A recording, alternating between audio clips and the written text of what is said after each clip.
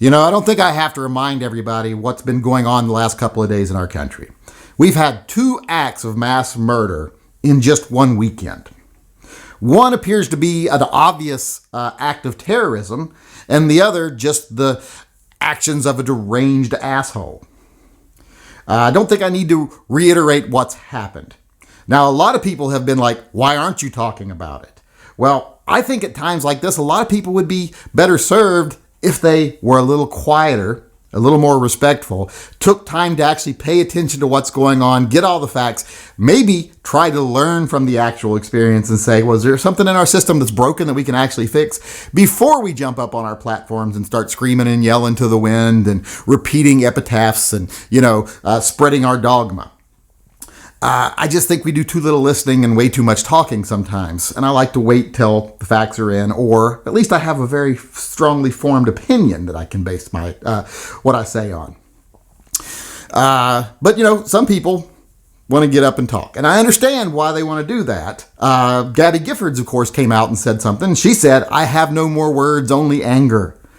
And I'm like, good. Maybe you'll shut the fuck up now. I'm sorry that you suffered a tragedy. You were injured. But you being shot no more makes you an expert on the subject than getting my dick bit off by a chimpanzee would make me a zoologist. So maybe you and your bald-headed husband will stop running your mouths, trying to become celebrities and get rich off of the tragedies of other people. That opportunistic approach to becoming, like I said, celebrities in the anti-gun world is just sickening. So maybe now that you have no more words, you'll shut the fuck up. And your bald-headed opportunistic husband also. I can't help it if he's jealous of his brother. He needs to find his fame some other way. But, I'm not here to talk about Gabby Giffords or Mr. Gabby Giffords. I'm here to talk about Dan Crenshaw. That's the reason I'm making this video. For those of you who don't know, Dan Crenshaw is that Republican guy with the eye patch, a war veteran. Everyone was like, Dan Crenshaw for president. Dan Crenshaw is who we need, just a short while ago. And if you go back through some of my live chats, a lot of people will be like, you know who I like? I like this Dan Crenshaw. Maybe he should run for president, blah, blah, blah, and all lots of other things. And every time someone would say that, I'd be like, that makes no more sense than the people who say, I want Oprah to be president, because what has this guy done other than run his mouth? At that point, all he's ever done is talk. I've seen him bloviate like other politicians, but I've never seen him prove anything. Well, he proved something now. Dan Crenshaw was one of the first people to openly call for gun control after the events of this weekend.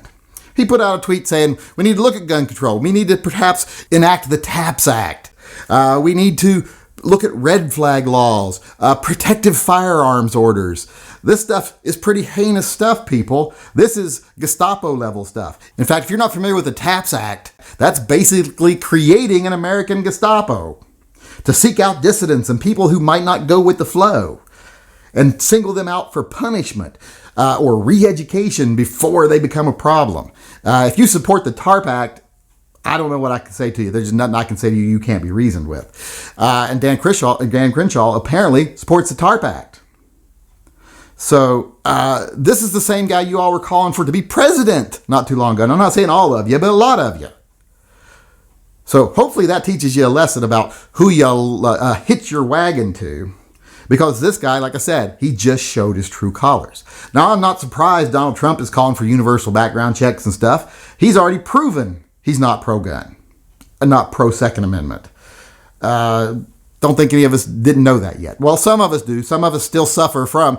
I do believe in Trump derangement syndrome, but I think it goes both ways. There are some people that are like, anything Trump does is bad, but then there's the other side that say anything that Trump does is good, and there's a reason behind it. I just have to, like he's some sort of, deity or something, and everything he does has a reason. He works in mysterious ways. No, sometimes he's just an asshole.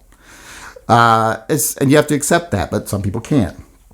But like I say, Donald Trump not being pro-gun is no surprise, but Dan Crenshaw, I think a lot of people are going to be surprised.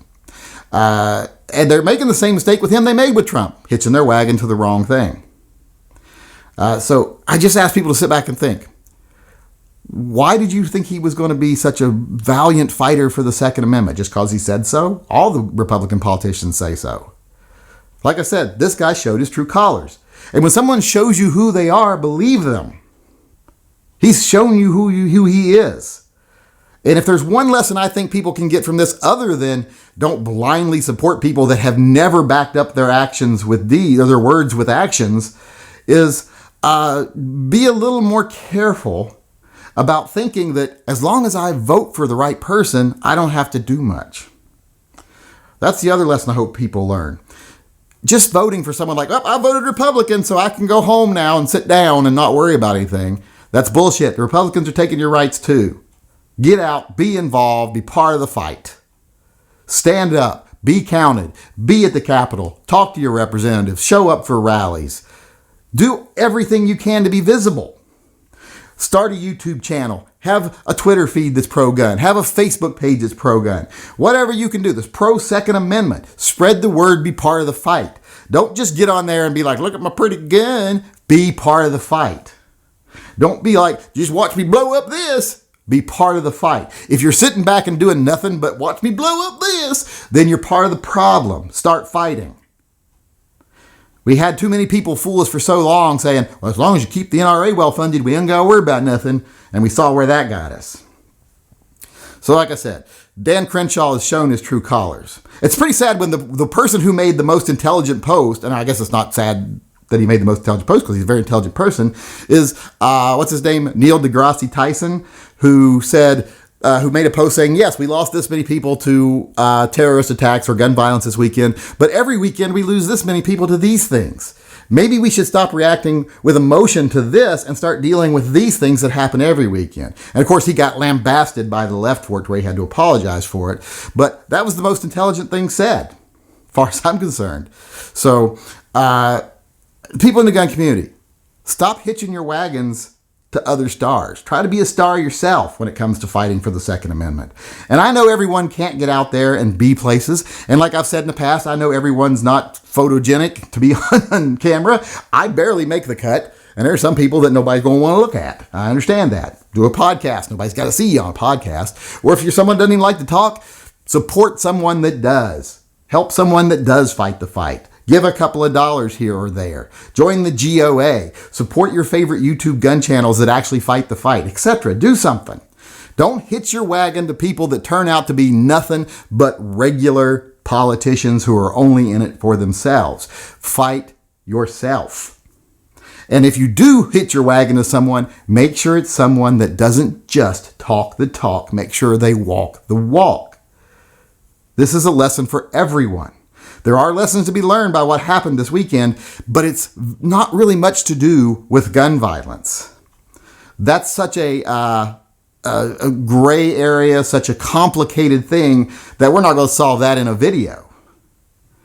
And it's got nothing to do with the tools themselves, let me tell you that. It's got to do with the society we live in, the fears and the division that we allow to fester in this country and that we actually promote in this country to maintain power for political parties. It's got to do with the education system, etc. It's got nothing to do with guns. The entire super complex problem has nothing to do with the tools that the crazy people choose or the angry people choose or the hateful people choose.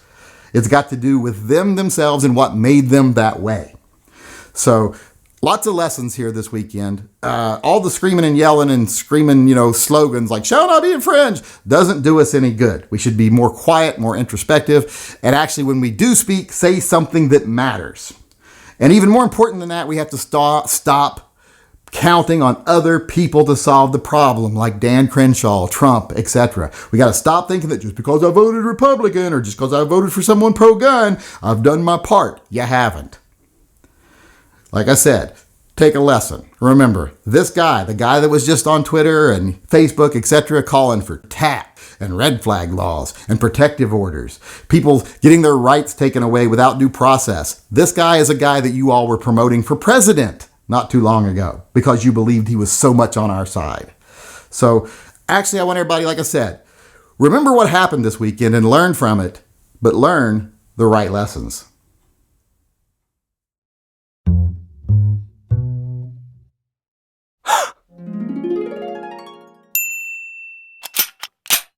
Oops.